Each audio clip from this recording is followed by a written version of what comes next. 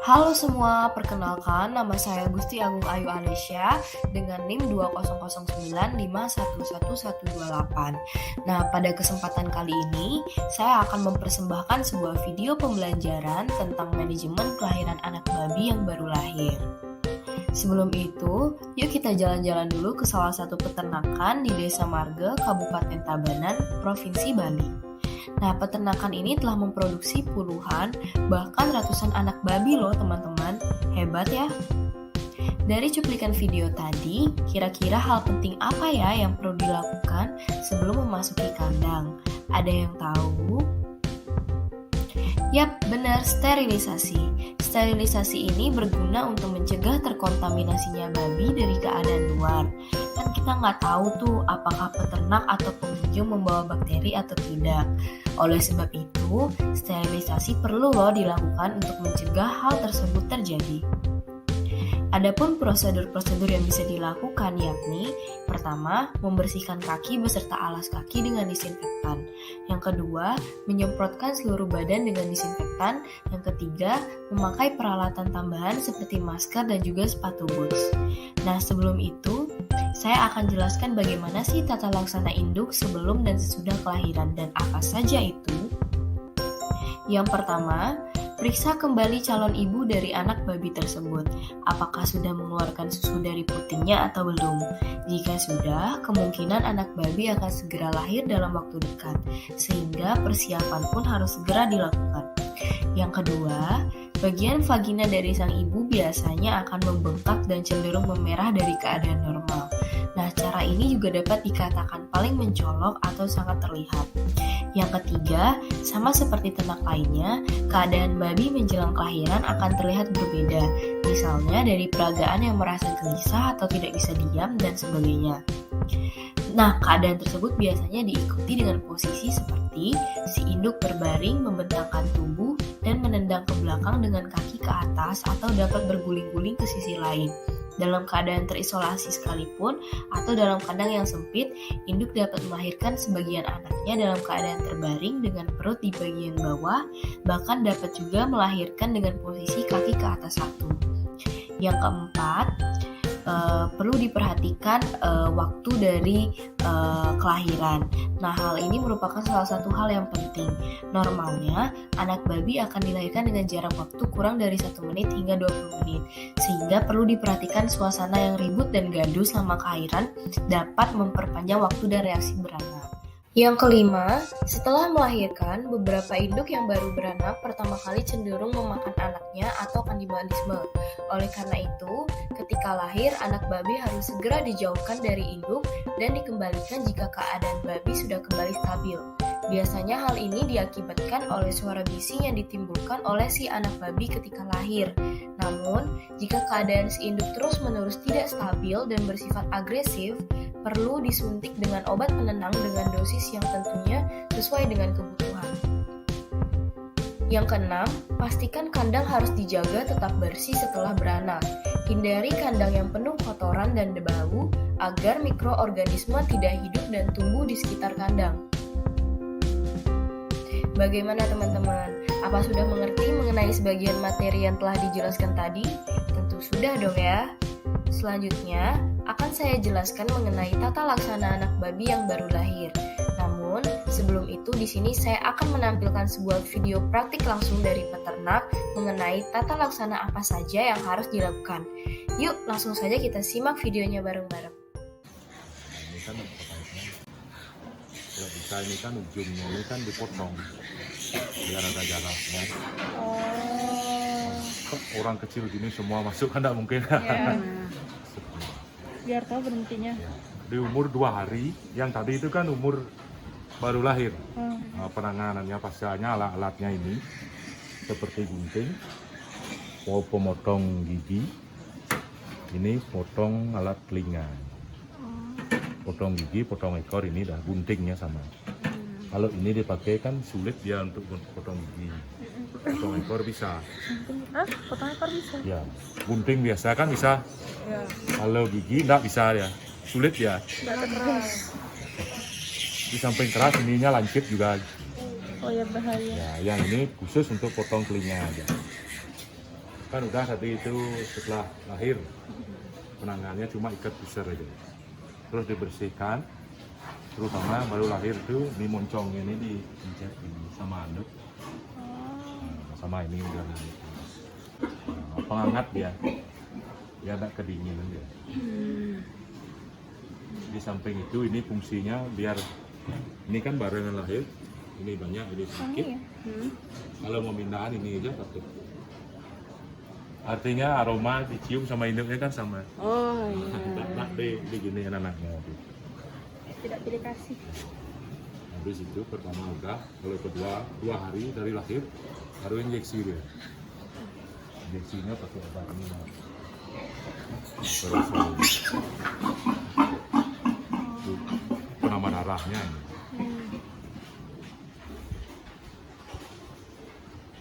Yang baru.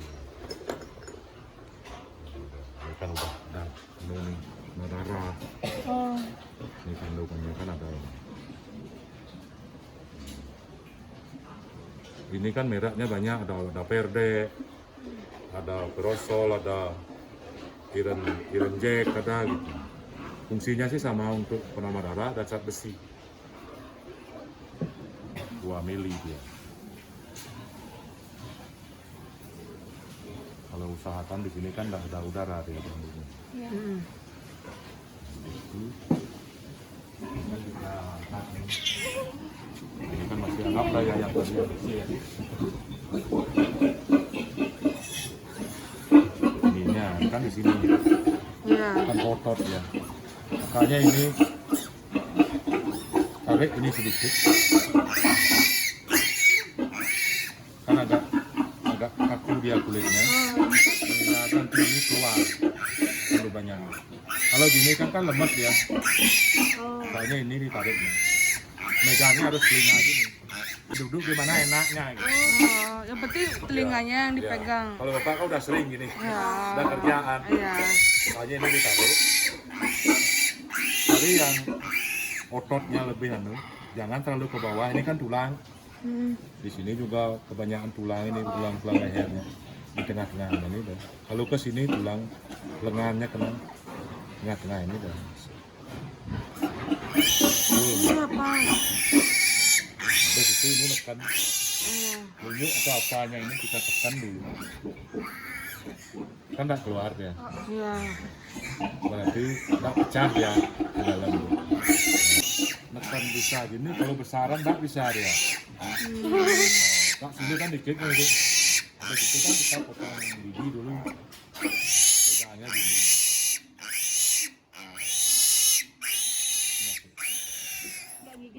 Potong giginya sekarang. Kan udah kelihatan. Ini dua. Yang ini kan belum tumbuh ini. Oh iya iya. Ini ambil. Terus potong gigi ini. Pertama. Kalau pemula bisa satu-satu ini. Kan bisa. Kalau bapak udah biasa.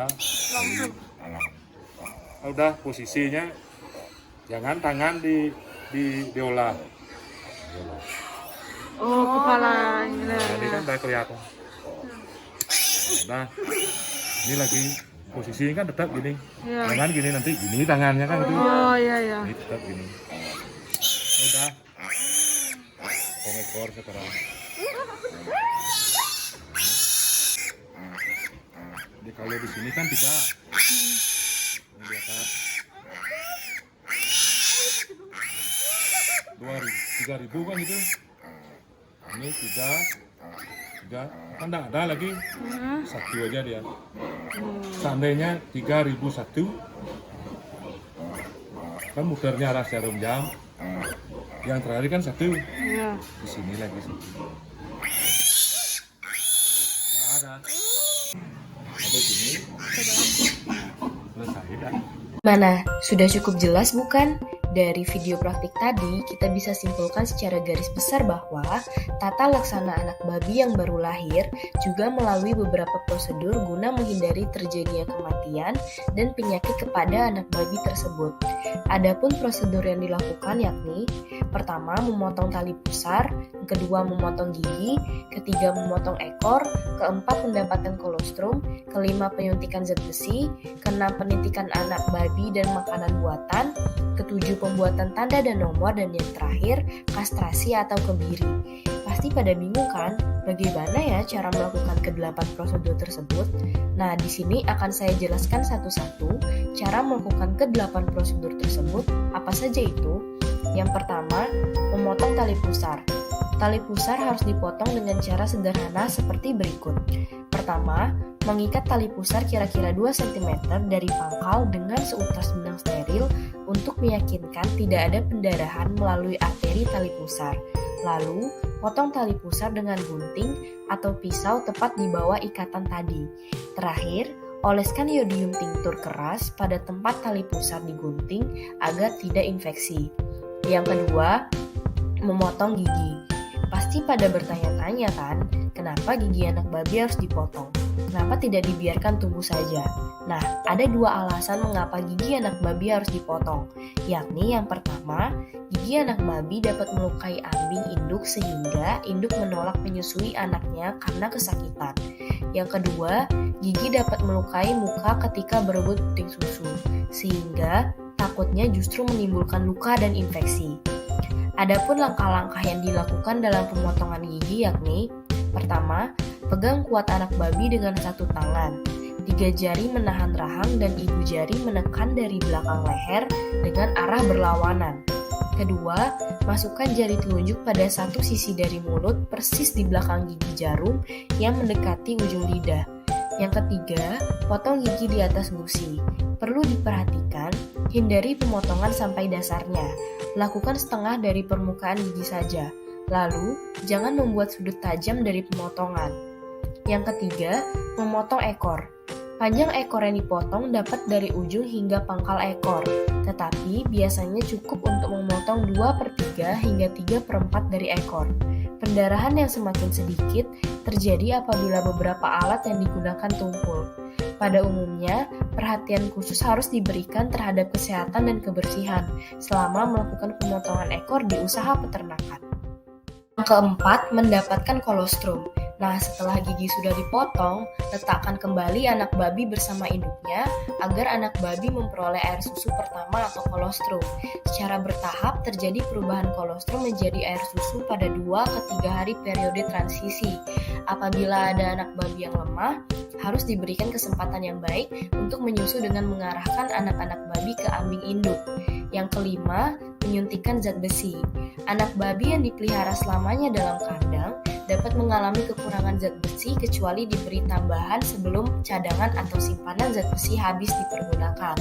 Oleh karena itu, penyuntikan zat besi dan ikatan lain biasanya dianjurkan diberikan ketika babi berumur 3 hari. Tetapi hasil yang memuaskan dapat diperoleh jika anak babi disuntik sewaktu-waktu pada minggu pertama setelah lahir. Penyuntikan cairan zat besi secara meyakinkan dapat mempertahankan hemoglobin pada taraf yang sangat tinggi, tetapi dapat menyebabkan luka pada tempat penyuntikan. Yang keenam, penitipan anak babi dan makanan buatan. Anak babi yang kehilangan induknya dapat terjadi oleh karena beberapa faktor, seperti induk mati setelah beranak, ambing yang luka, tidak dapat menyusui, atau jumlah anak yang terlalu banyak. Untuk memelihara anak babi yang kehilangan induk, dapat dilakukan dengan menitipkannya pada induk yang tidak ada air susu dan induk yang mempunyai beberapa anak saja. Pembuatan makanan sebagai pengganti susu dibuat guna memelihara anak babi yang kehilangan induk agar tetap hidup. Adapun komposisi dari susu buatan tersebut yakni susu sapi, air susu dengan setengah kepala susu, dan setengah air susu, serta telur mentah. Yang ketujuh, pembuatan tanda dan nomor. Seperti yang kita lihat pada video praktik tadi, pembuatan tanda atau nomor dilakukan dengan cara pemotongan daun telinga dan tato. Selain itu, bisa juga dengan menggunakan ear tag, cak bakar, pilox, dan sebagainya. Tetapi cara ini kurang umum digunakan oleh para peternak babi. Yang kedelapan, kastrasi atau kebiri. Kastrasi adalah suatu pengambilan bagian kelamin utama dari pejantan dan yang terbaik dilakukan pada waktu anak babi berumur 2 minggu. Nah, kenapa pada usia segini? Kenapa tidak tunggu dewasa saja? Nah, pada umur ini, anak babi dengan mudah ditangani. Syok dan gangguan pertumbuhan sangat minim, dan kesempatan luka terkena infeksi sangat kurang karena tempat atau kandang menyusu lebih bersih daripada kandang ternak babi sapian. Baik, mungkin segitu dulu video pembelajaran dari saya. Sekian dan terima kasih.